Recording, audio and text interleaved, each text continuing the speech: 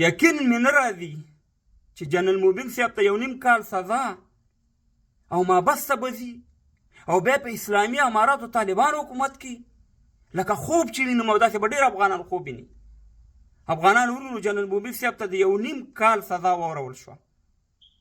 زه چې څومره خبر یم په دې وته سزا واورول شوه چې زه په سلو کې تصدیق نشم کولی، خو په دې خاطر وانې چې د پاکستان نه وزیر خارجه او نور ډاکوان او غلی کابل افغانستان ته راتلو او د یو کلیپ یو ویډیو ډکه کړه او په ویډیو کې ویلي چې اسلامي اماراتو مشرانو په خپلو جیبونو پام کوي چې روپۍ دنه ونه وی، موبایلونه دنه ونه وی، ځکه دا خو ټول غله دي.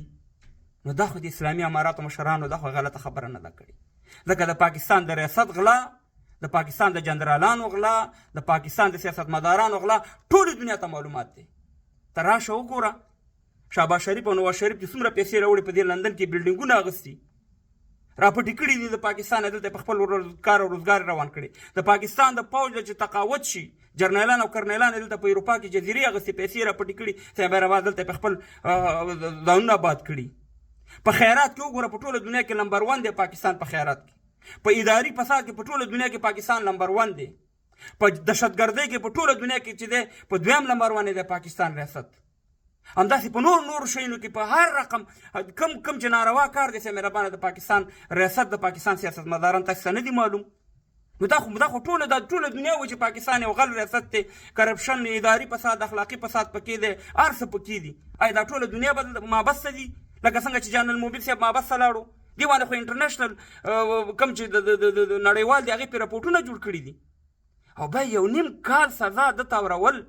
دا کم انصاف دی د اسلامي اماراتو مشرانو؟ تاسې نه دا پوښتنه کوم. ګورئ یو خو جنرال موبین صاحب خپله ناجوړه دی، یو یې مورکۍ ناجوړه ده، ته خبر یم.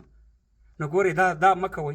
موږ چې څومره زر کېږي جنرال موبین صاحب بېرته خپل کور ته باید راشي او دا سزا ورته معاف کړی شي، ځکه دا جنرال موبین صاحب ته سزا نه ده، دا ټولو افغانانو ته سزا ده. ځکه جنرال موبین صاحب د دشمن په سترګو کې ازغی و، هر یو دشمن ته په مهربانه په میډیا کې داسې جواب ورکړی چې ستا د ټول ټلویزیونونو په افغانستان کې چا داسې جوابونه پاکستان ریاست او نور خلکو ته نه دي ورکړي. زموږ به اختلاف وي مګر په دې شي زموږ اختلاف نشته دی چې جنرال موبین صاحب داسې مهربانه رانه بندي کړي. باید دا زر تر زره راخلاص شي او که نه پرېږدئ راپرېږدئ داسې مهربانه بیا ورته خارج ته لاره ورکړئ چې داسې مهربانه که هر مملکت ته ځي چې لاړ شي. بیمار سړی دی د خدای په لحاظ موږ درته زاري محنت کوو د دې دا سزا معاف کړئ او څومره زر چې کېږي خپل کور ته دې راشي. که بیا په افغانستان کې دلته خطره وه او نه هم پرېښودو خو یا به عربي مملکتونو ته لاړ شي یا به اروپا یا نور مملکتونو ته لاړ شي، خپل ژوند به اختیار کړي، بس بیا به خپله په خولې باندې برغولی کېږي، تاسې هم د مشکلاتو خلاص شئ او دا به خپل ژوند اختیار کړي. نو دا موږ غندو او دا ښه کار نه دی شوی چې د 1.5 کال سزا ورکول شوې ده. او بیا د پاکستان په دغه دا خو له ټولو افغانانو په دا خبره چې یو تور داغ دی که په دغه باندې ورته سزا ورکول شوي چې زه څومره خبر یم.